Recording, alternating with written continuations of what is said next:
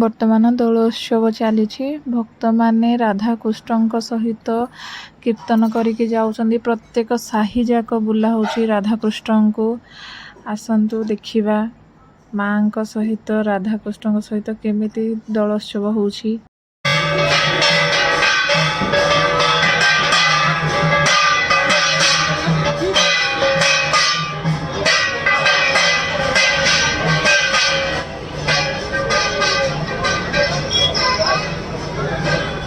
ରାଧାକୃଷ୍ଣଙ୍କର ସହର ପରିକ୍ରମା ଚାଲି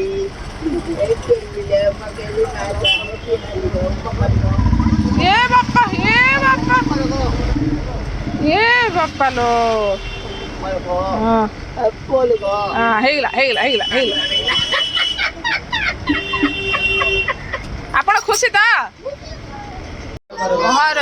କଣ କରୁଛ ପାଉଡର ହୋଲି କରୁଛ କି ଦିଜନ ଯାକ? ହଁ ଝିଅ ପାଉଡର ହୋଲି କରୁଛ କି ଦିଜନ ଯାକ? ଏ ବାପା କି ଭୂତ ଆମ ଘରୁ ଦିଟା ଅଜବ ଦିଟା ଭୂତ ଯାକ ପଳେଇ ଆଇଛନ୍ତି। କୋଉ ଦେଶରୁ ଆଇଛ? କୋଉ ଦୁନିଆରୁ ଆଇଛ? ଦିଜନ ଯାକ କୋଉ ଦୁନିଆରୁ ଆଇଛ?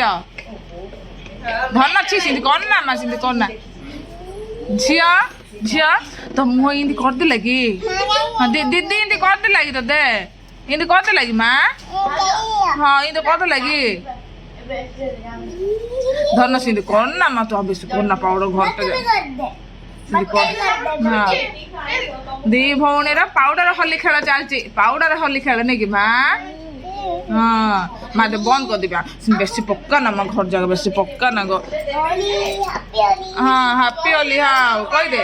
ହଁ ହାପି ହୋଲି ହଁ ଏଠି ହାପି ହୋଲି କରିଦେଲା। ଦେଖେ ଦେଖେ ତ ଦିଦି କରିଦେଲା लो। ହଁ ହଁ ହେଲା ହେଲା ହଁ रमा ବେଶୀ ଖୋଲେ ନା ଧନ ବେଶୀ ଖୋଲେ ନା ପାଉଡର ବେଶୀ ଖୋଲେ। ହଁ ଅଲରେଡି ତା ମୁଣ୍ଡ ଯାକ ମଧ୍ୟ ହୋଲି କରିଦେଲେ ଲିଲ ପୂର୍ଣ୍ଣିମା ଗୁର। ହଁ ଝିଅ ଝିଅ ଇଏ ଟିକେ ଅନେଇଲୁ। ଏ ବାପା ସୁନ୍ଦର ହେଇଛି ଝିଅ। ଭୂତ ତୁ ଇଆଡା ଇଏ ବେଶୀ ଭୂତ ହେଇଗଲା। ଇଏ ଟିକେ ତୁ ଇଆଡା ନା ଇଏ ଟିକେ ଭୂତ ହେଇଛି। ଇଏ ବେଶୀ ଭୂତ ହେଇଯାଇଛି।